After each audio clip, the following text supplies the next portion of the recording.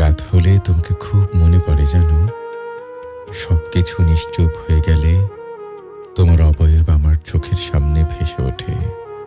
তোমাকে কতদিন দেখি না, তোমার কণ্ঠ কতদিন শুনি না। আচ্ছা, তোমার কি কখনো মনে পড়ে আমার কথা? তুমি কি কখনো আমার ছবি দেখো?